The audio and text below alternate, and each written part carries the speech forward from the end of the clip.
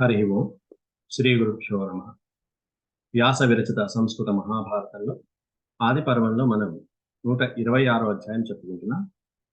ఇందులో పాండురాజు కుంతీదేవిని సంతానం కనమని ప్రోత్సహించడం, ఏ విధంగా కనవచ్చు అనేటువంటి మార్గోపదేశాలని వారిద్దరూ చర్చించుకునే అంశం నేటి పాఠంలో చెప్పబడుతున్నది. ముందుగా వ్యాసులు వారిని గణపతిని ప్రార్థించుకుని ప్రారంభించుకున్నాం. ఓం శుక్లాంబరధరం విష్ణుం శశివర్ణం చతుర్భుజం ప్రసన్నవదనం ఛాయేత్ సర్వవిఘ్నోపశాంతయే. వ్యాసం వసిష్ఠనప్తారం శక్తేః పౌత్రమకల్మషం పరాశరాత్మజం వందే సుకతాతం తపోనిధిం. వ్యాసాయ విష్ణురూపాయ వ్యాసరూపాయ విష్ణవే నమో వై బ్రహ్మనిధయే వాసిష్ఠాయ నమో నమః. నారాయణం నమస్కృత్య నరం చైవ నరోత్తమం దేవీం సరస్వతీం వ్యాసం తతో జయముదీరయే. ఆది పర్వమునందని 126వ అధ్యాయంలో మనం 22 శ్లోకాల వరకు చెప్పుకున్నాం.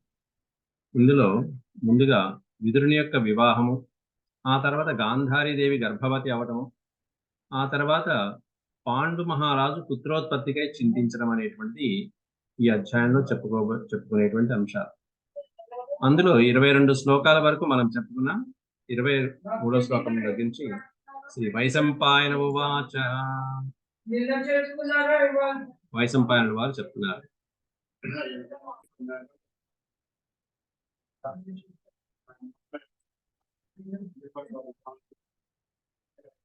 సమానీయ కుంతీం చ మాద్రీం చ భరతర్షభ. సమానీయ కుంతీం చ మాద్రీం చ భరతర్షభ.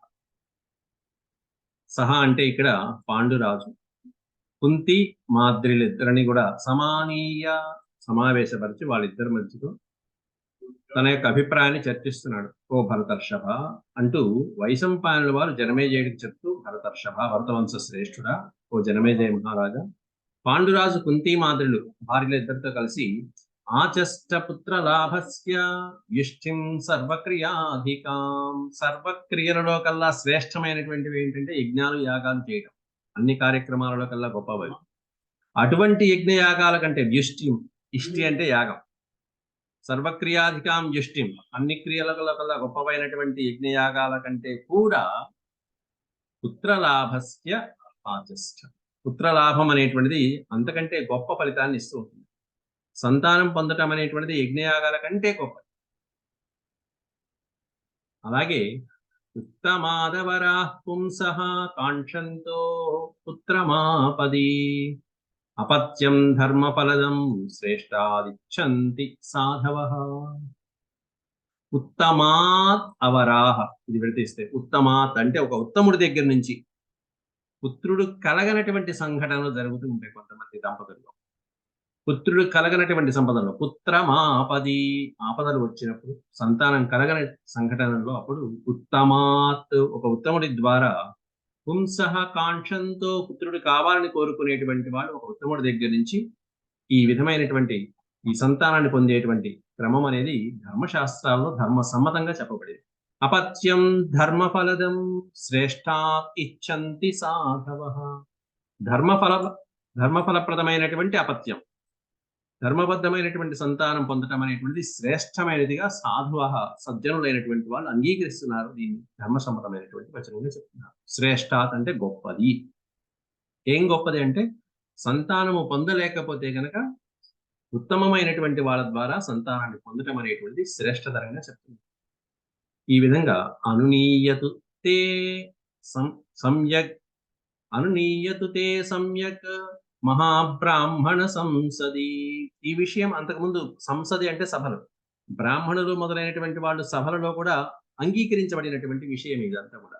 ఆ విషయాన్ని తీసుకొచ్చి ఇక్కడ ప్రస్తావిస్తూ భార్యలిద్దరిని కూడా అనునీయ వాళ్ళకి అంగీకారాన్ని తెలియచేయడం కోసం అని చెప్పేసి వాళ్ళని కాస్త అనునయింపజేయడం, నచ్చ చెప్పడానికి ప్రయత్నిస్తున్నాడు ఇక్కడ. బ్రాహ్మణం గుణవంతం హి చింతయామాస ధర్మవిత్.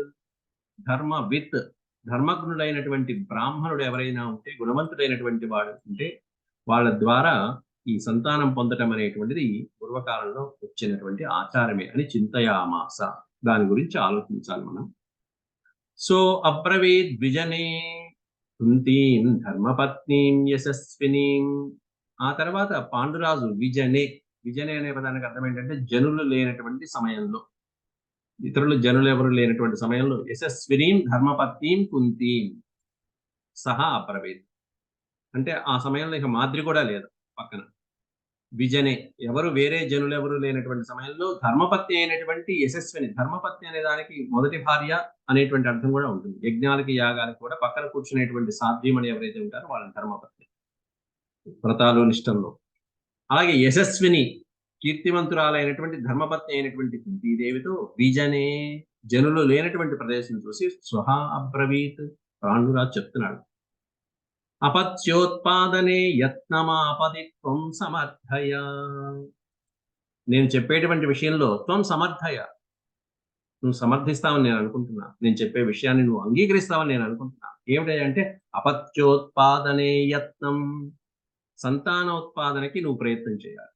సంతానం పొందటం కోసం నువ్వు ప్రయత్నం చేయాలి.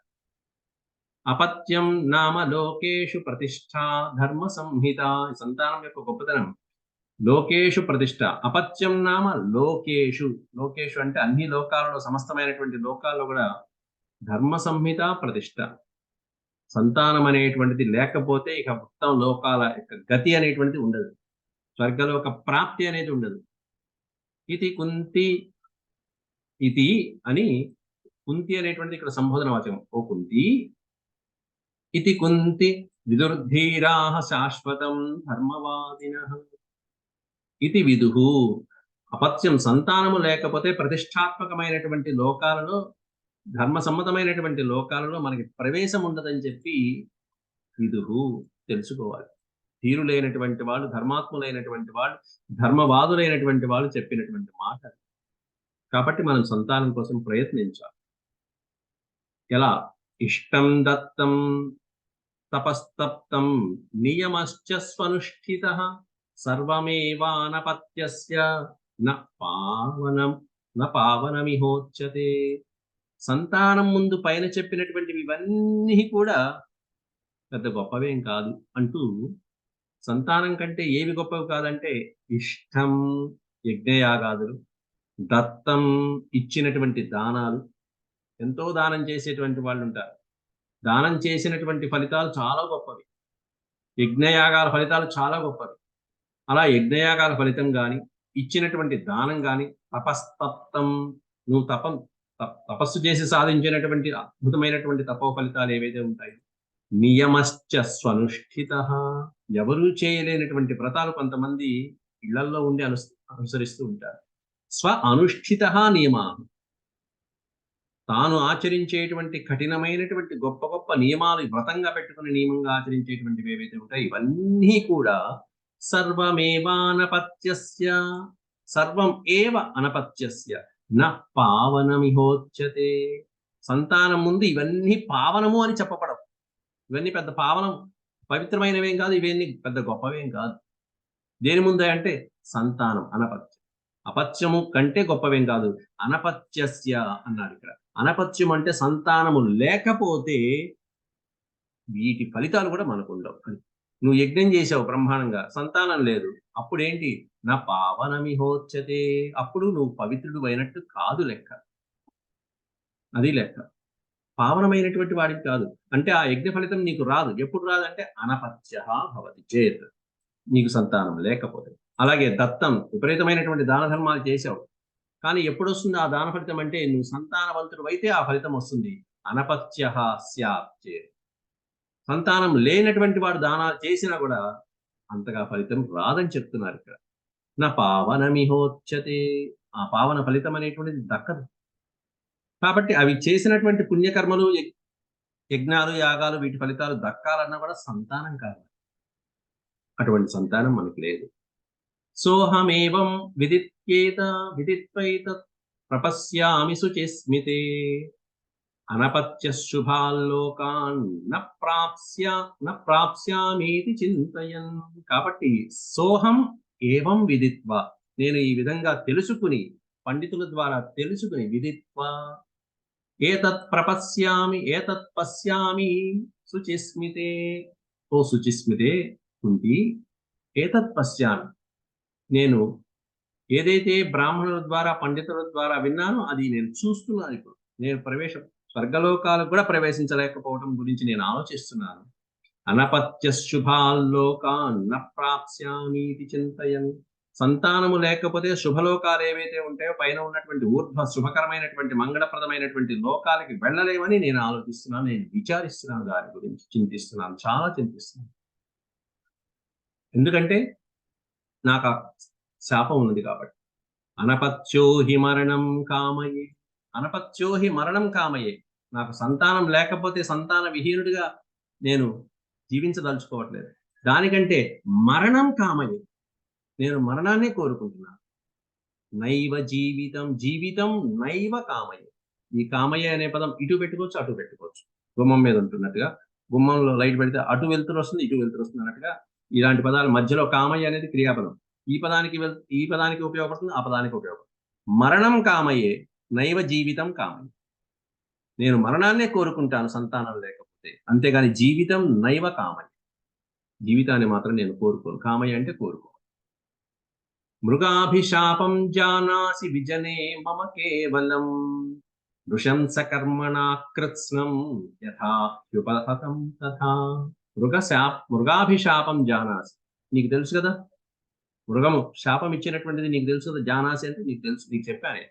మృగ అభిశాపం జానాసి విజనే మమ కేవలం, కేవలం నాకు మాత్రమే నిర్జనంగా ఉన్నటువంటి ప్రదేశంలో మృగం ఇచ్చినటువంటి శాపం నీకు తెలుసు. విజనే అంటే జనులు లేనటువంటి ప్రదేశంలో, ఎవరు తెలియకుండా, ఎవరు వినకుండా నాకు మాత్రమే వినిపించింది ఆ శాపం. నృశంస కర్మణ కృత్స్నం, చేయకూడనటువంటి పని చేయటం వల్ల ఆ బాధను నేను అనుభవిస్తున్నాను. యథా హ్యుపహతం తథా. ఇమే వై బంధుదాయాదా షట్పుత్రా ధర్మదర్శనే. ఇక ఈ శ్లోకంలో, ఇక్కడ నుంచి 2-3 శ్లోకాల్లో మన ఆస్తిని పంచుకునేటువంటి దాయాదులు కొంతమంది ఉంటారు. ఆస్తికి అర్హులైనటువంటి వాళ్ళు ఉంటారు కొంతమంది. ఎవరు అంటే మామూలుగా సంతానం. మన తర్వాత ఆస్తి ఎవరికి వస్తుందంటే సంతానానికి వస్తుంది. కాబట్టి ఆ సంతానమే లేకపోతే ఏం చేయాలి? ఎవరిని ఆ ఆస్తికి భాగస్వాములుగా చేయాలి?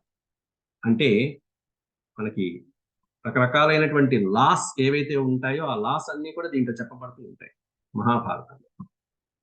ఆస్తి తదనంతరం వారసులు ఎవరు, తదనంతరం వారసులు ఎవరు, వీడు కాకపోతే నెక్స్ట్ ఎవరు, వీడు కూడా లేకపోతే నెక్స్ట్ ఎవరు, వీడు కూడా లేకపోతే నెక్స్ట్ ఎవరు అనేటువంటి అంతా కూడా ఇక్కడ చెప్తున్నారు. వీళ్ళలో మొట్టమొదటి వాడు శ్రేష్టమైనటువంటి వాడు. 6 దాయాదులు ఉంటారట. బంధు దాయాదులు, అబంధు దాయాదులు, అంటే బంధువులుగా ఉన్న వాళ్ళలో దాయాదులు ఉంటారు, ఆస్తి పంచుకునే. బంధువులు కాకుండా అబంధువులు కొంతమంది ఉంటారు, బంధువులు కానటువంటి వాళ్ళు. వాళ్ళు కూడా ఆస్తిని పంచుకునేటంలో సిద్ధంగా ఉండేటువంటి వాళ్ళు ఉంటారు. వీళ్ళెవరు వాళ్ళెవరు అనేటువంటిది పాండురాజు ఇక్కడ చెప్తున్నారు. వీళ్ళలో మొట్టమొదటి చెప్పిన వాడు శ్రేష్టమైనటువంటి వాడు. వాడు లేకపోతే నెక్స్ట్ వాడికి వెళ్ళాలి, వాడు లేకపోతే నెక్స్ట్ వాడికి వెళ్ళాలి, తర్వాత వాడు. ఇమే వై బంధుదాయాదా షట్ పుత్రా ధర్మదర్శనే. పుత్రుల విషయంలో, అంటే వారసత్వం విషయంలో, ఆస్తిని పంచుకునేటువంటి వారసత్వం విషయంలో షట్ బంధుదాయాద, మన బంధువులలో షట్ దాయాద, 6 దాయాదులుగా చెప్పబడుతున్నారు. దాయాదుల్లో అంటే అన్నదమ్ములే అంతే, ఆస్తిని పంచుకునేటానికి వారసులు ఎవరైతే ఉంటారో వాళ్ళు. దాంతో షడేవా బంధుదాయాద, ఇక్కడ ఈ పదాన్ని విడతీస్తే షట్ ఏవ అబంధుదాయాద, బంధువులు కాకుండానే దాయాదులుగా ఉండేవాళ్ళు ఉంటారు. మన ఆస్తిని పంచుకోవడానికి క్వాలిఫికేషన్ ఉన్నవాళ్ళు, అర్హత కలిగినటువంటి వాళ్ళు, వాళ్ళు బంధువులు కాదు. వాళ్ళు కూడా 6 ఉంటారు. పుత్రాంస్తాంశృణు మే పృథే. ఓ పృథే, పృథ అంటే కుంతీదేవికి పేరు పృథ. మే పృథే అంటే నా భార్యమైనటువంటి ఓ పృథ కుంతి. పుత్రాంస్తాంశృణు, ఆ బంధువులు ఎవరు, ఆ అబంధువులు ఎవరు, ఆ దాయాదులు ఎవరు, వాళ్ళకి ఎటువంటి వాళ్ళు, వీళ్ళలో గొప్ప వాళ్ళు ఎవరు, ఒక్కసారి ఆ మాట అని చెప్పి దాంట్లో మొట్టమొదట ఎవరయ్యా దాయాదులు, బంధు దాయాదులు అని చెప్తున్నారు. మనకి ముఖ్యమైనటువంటి దాయాదులు. స్వయం జాత ప్రణీతశ్చ పరిక్రీతశ్చ యస్సుతః పౌనర్భవశ్చ కానీనః స్వైరిణ్యాం యశ్చ జాయతే. వీళ్ళందరూ కూడా 6 బంధు దాయాదులు, మనకి ముఖ్యమైనటువంటి బంధువులుగా చెప్పబడుతున్నటువంటి దాయాదులు అంటారు వాళ్ళు. దాంట్లో మొట్టమొదటి చెప్పేటువంటి అంటే వీళ్ళందరూ కూడా మన ఆస్తికి అర్హత కలిగినటువంటి వాళ్ళు అనమాట. వీళ్ళందరూ కూడా దాంట్లో మొట్టమొదటి ఎవరి గురించి చెప్తున్నాడు అక్కడ బంధు దాయాదుల్లో అంటే మొట్టమొదట పుట్టినటువంటి వాడు స్వయం జాత, గర్భము నుండి జన్మించినటువంటి పుత్రుడు ఎవరైతే ఉంటాడో ఆ పుత్రుడు మొట్టమొదటిగా మన ఆస్తికి అర్హత కలిగినటువంటి వాడు బంధుదాయాదులు. దాంట్లో అబంధుదాయాదులు కాకుండా వీళ్ళు బంధువులైనటువంటి వాళ్ళు అనమాట. దాంట్లో మొట్టమొదటి వాడు సంతానోత్పత్తి. సంతానం అంటే మన కన్న కొడుకు, స్వయం జాత. జాత అంటే జన్మించినటువంటి వాడు, సొంత కొడుకు. రెండోటువంటి వాడు ప్రణీతశ్చ అన్నారు, అంటే తన భార్యకే ఇతరుల వలన పుట్టినటువంటి వాడు ఎవరైతే ఉంటాడో, తన భార్య యందు ఇతరుల ద్వారా పుట్టినటువంటి వాడు, అది కూడా ధర్మాత్ముడైనటువంటి ఒక బ్రాహ్మణుడి వలన, ఒక ధర్మాత్ముడి వలన జన్మించినటువంటి వాడిని ప్రణీతశ్చ అంటారు. ప్రణీతశ్చ. స్వయం జాత అంటే స్వయంగా జన్మించినటువంటి వాడు.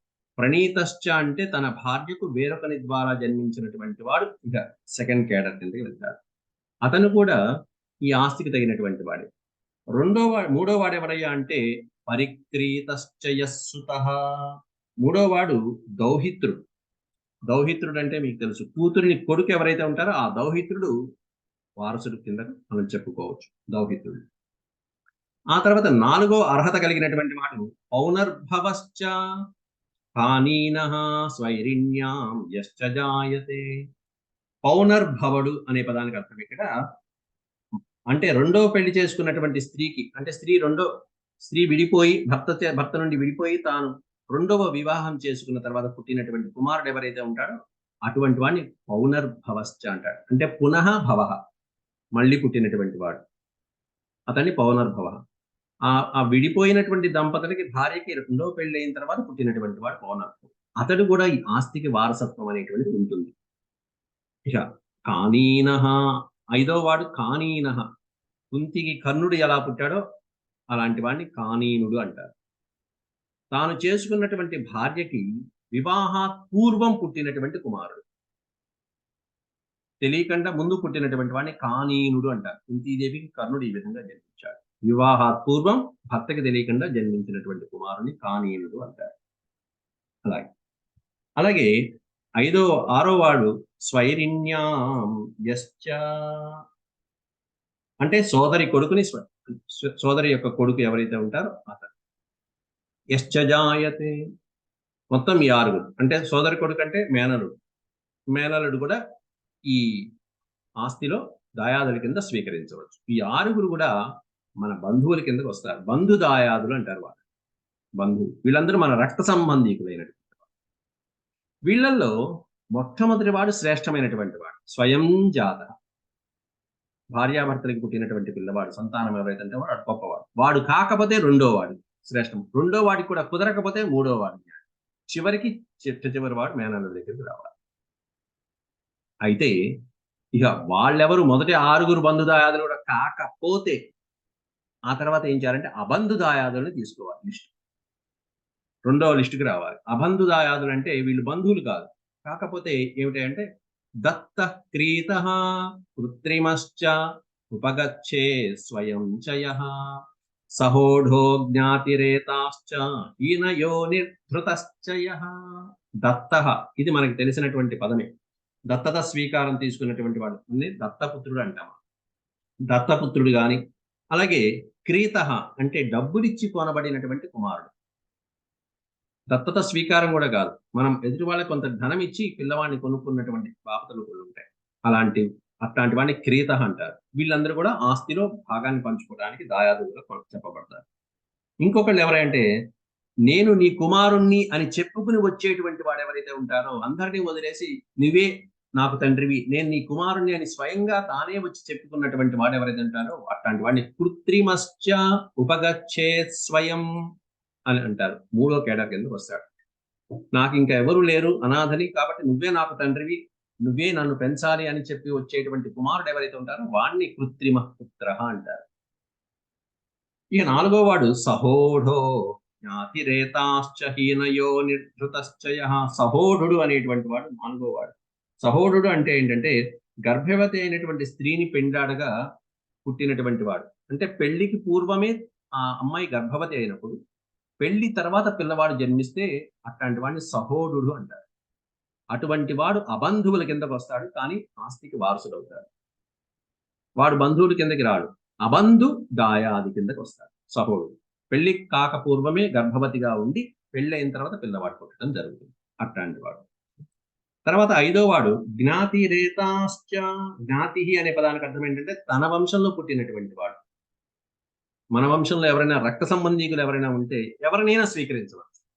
వీడు మన వంశంలో వాడు కాబట్టి ఇతన్ని పెంచుకుందాం అని తీసుకుని ఆ పిల్లవాడిని పెంచుకుని తర్వాత ఆస్తికి వారసుని చేయొచ్చు. జ్ఞాతి, వాళ్ళందరూ జ్ఞాతులు అంటారు.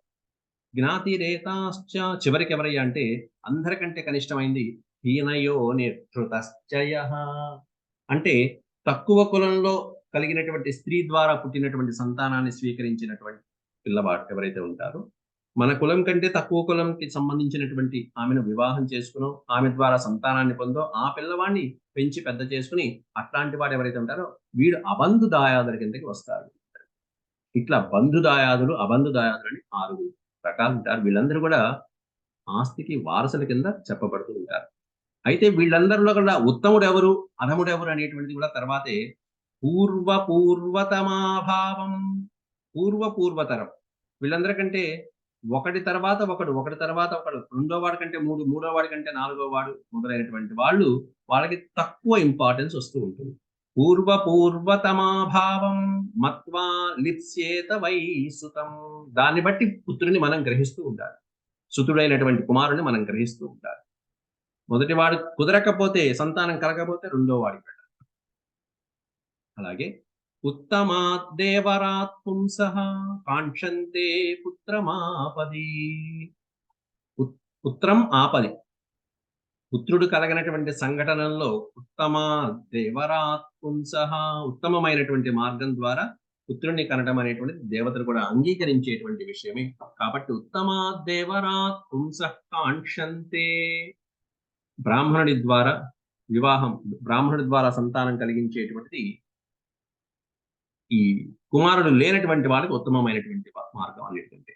కాబట్టి అపత్యం ధర్మఫలదం శ్రేష్టం విందంతి మానవా ఆత్మశుక్రాదపి పృథే మనుస్వాయం భువో బ్రవీత్. ఇప్పుడు ఈ చెప్పినటువంటివన్నీ కూడా పాండురాజు చెప్పినటువంటి ధర్మనీతులు కాదు.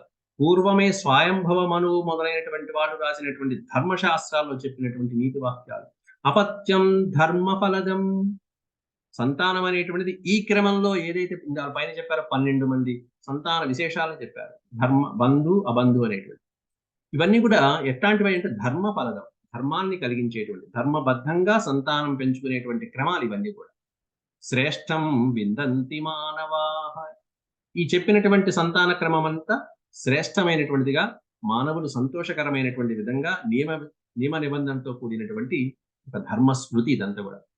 ఆత్మశుక్రాదపి.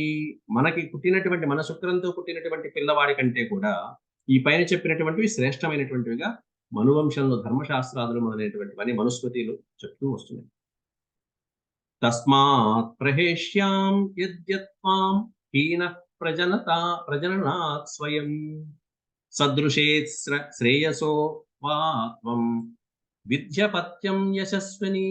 కాబట్టి పైన చెప్పినటువంటి 12 రకాలైనటువంటి పుత్రులలో చివరిదాన్ని ఎంచుకోవటం కంటే కూడా ఉన్న వాటిల్లో మనకి తగ్గట్టుగా, మన స్థాయికి తగ్గట్టుగా ఉన్నటువంటి వాటిని ఎంచుకోవడం అనేది ఉత్తమమైనటువంటిది. తస్మాత్ ప్రహేష్యాం యద్యత్ త్వాం హీనః. హీనమైనటువంటి స్థాయికి వెళ్ళకుండా ప్రజననాత్ స్వయం, మనం స్వయంగా సంతానం పొందలేనటువంటి సందర్భంలో సదృశాత్ శ్రేయసః. సదృశము అనే పదానికి అర్థం ఏంటంటే సమానమైన స్థాయిలో, మనకి సమానమైనటువంటి స్థాయిలో ఉన్నటువంటి వాళ్ళని చూసుకుని త్వం విద్ధత్యపత్యం యశస్విని అని చెప్తున్నాడు. యశస్విని అనే పదానికి అర్థం అమ్మ కుంతి అంటూ చెప్తూ భార్యకి సంబోధన విశిస్తూ త్వం విద్ధత్యపత్యం. అలా అపత్యం పొందేటువంటి ప్రక్రియని నువ్వు తెలుసుకో, మన స్థాయిలో ఉన్నటువంటి వాళ్ళని నువ్వు ఆలోచించుకో. మొత్తం ధర్మశాస్త్రం ఏ విధంగా చెప్పిందో అదంతా ఇచ్చాడు. ఇది ధర్మమే అని. శృణుకుంతి కథామేత, దానికి సంబంధించిన ఒక ఉదాహరణ చెప్పి ఒక కథ రూపంలో చెప్తున్నాడు. ఇది జరిగిందే, ఎక్కడో కాదు, ఓ కుంతి నీ చెల్లెల విషయంలోనే జరిగిందంటూ ఆవిడ సంబంధించిన పృథ యొక్క వంశంలో జరిగినటువంటి ఒక కథని చెప్తున్నాడు. శృణుకుంతి కథాం ఏతాం శారదండాయినీం ప్రతి, శారదండుని యొక్క వంశంలో జరిగినటువంటి ఒక కథ. ఎవరి విషయంలో? యాహి తే భగిని, భగిని అంటే సోదరి, తే భగిని అంటే నీ సోదరి విషయంలో జరిగిన ఒక కథ. యాహి తే భగిని సాధ్వి శృతసేన యశస్విని, ఆవిడ పేరు శృతసేన, కుంతి యొక్క సోదరి పేరు. ఎక్కడ దొరకదు ఈ పేరు మనకి, చాలా రేర్ గా దొరుకుతుంది. శృతసేన కుంతి యొక్క సోదరి పేరు. శృతసేన యశస్విని అవాహతాం తు కైకేయః శారదండాయ నిర్మహాన్. ఆ రాజ్యంలో ఆవిడ, కేకయ రాజ్యంలో ఉన్నప్పుడు ఆ శృతసేన అనేటువంటి ఆవిడికి సంతానం లేకపోతే సా వీరపత్ని గురునా నియుక్త పుత్ర జన్మని. ఇక్కడ గురునా నియుక్త అనే పదానికి అర్థం ఏంటంటే, గురువు అంటే మనకి తెలిసినటువంటి గురువు ఉపాధ్యాయుడని, మార్గదర్శకుడని చెప్తాం. ఇక్కడ గురునా అనే పదానికి అర్థం గురునా నియుక్త పుత్ర జన్మని, సంతానం లేని కారణంతో సంతానం కలిగింప చేయడం కోసం ఎవరు నియమించారు ఆమెను, ఎక్కడ నియమించారు అనేటువంటిది ఇక్కడ మనం చూసుకుంటే కింద గురునా అంటే భర్త అని ఇవ్వడం జరిగింది. ఇక్కడ గురునా భర్త, గురువు అంటే భర్త ప్రేరేపించాట, మనకి సంతానం లేదు కదా కాబట్టి ఈయన ద్వారా నువ్వు సంతానాన్ని పొందు అని నియమించడం జరిగింది ఒకరి ద్వారా. సా వీరపత్ని గురునా నియుక్త, నియుక్త అంటే నియమించడం జరిగింది. పుత్ర జన్మని పుష్పేణ పుష్పేణ ప్రయతా స్నాత నిశికుంతి చతుష్పథే. ఓ కుంతి, ఆవిడ ఆ శృతసేన అనేటువంటి నీ సోదరి పుష్పేణ ప్రయతా స్నాత, ఋతుస్నాత అయినటువంటి తర్వాత, ఋతుకాలం అయిపోయిన తర్వాత చక్కగా శుభ్రంగా అభ్యంగన స్నానం చేసి నిశి ఒక రాత్రిపూట చతుష్పథే, చతుష్పథే అంటే మన భవనాల, మనకి 4 కూడల యొక్క సముదాయం ఎక్కడైతే ఉంటుందో నగరంలో, ఆ సముదాయంలో అక్కడ వరమాలగా ఒక దండ పట్టుకుని ఒక ఉత్తమమైనటువంటి బ్రాహ్మణ్ణి వరించడం జరిగింది ఆవిడ. చతుష్పదే అంటే చౌరాస్తా అంటే మనం, అంటే నగరంలో ఉన్నటువంటి మధ్య ప్రదేశం ఏదైతే ఉంటుందో ఆ చతుష్పది, ఆ వ్యాపార స్థలంలో అక్కడ ఒక మధ్య ప్రదేశం చూసుకుని అక్కడ రాత్రిపూట వరయిత్వా ద్విజం సిద్ధం హుత్వా పుంసవనే అనలం. వరయిత్వా ద్విజం, అక్కడ సిద్ధంగా ఉన్నటువంటి ఒక బ్రాహ్మణోత్తముని, శ్రేష్టమైనటువంటి బ్రాహ్మణ్ణి వరయత్వ వరించి కోరుకుని, హుత్వా పుంసవనే అనలం. హుత్వా అంటే అగ్నిని రగిల్చి యాగం చేసి అక్కడ అగ్ని కార్యం ద్వారా ఆయన్ని వివాహం చేసుకుని చేయడం జరిగింది. ఎందుకంటే ఆయన ద్వారా సంతానోత్పత్తి కలిగించడం కోసం ఒక బ్రాహ్మణుని ఆవిడ వరించడం జరిగింది. ఇదంతా ఎవరు చెప్పారంటే భర్త ఆజ్ఞ మేర చేసింది, భర్త అంగీకారం మేర చేసింది. కర్మణ్యవసితే తస్మిన్ సా తేనైవ సహావసత్. కర్మణ్యవసితే తస్మిన్, ఆ కార్యక్రమం అయిపోయిన తర్వాత ఆయనతోనే జీవించింది సంతానం పొందే వరకు కూడా. తత్ర, ఆ తర్వాత ఆవిడ కొన్నాళ్ళకి త్రీన్ జనయామాస దుర్జయాదీన్ మహారథాన్, ఆ బ్రాహ్మణోత్తముడి ద్వారా 3 అద్భుతమైనటువంటి మహారథులైనటువంటి సంతానాన్ని పొందడం జరిగింది. ఎట్లాంటి వాళ్ళంటే దుర్జయా, జయింపశక్యము కానటువంటి వీరులైన మహారథుల్ని త్రీన్ జనయామాస, 3 సంతానాన్ని, 3 పిల్లల్ని కంటం జరిగింది ఆ బ్రాహ్మణోత్తముడి ద్వారా.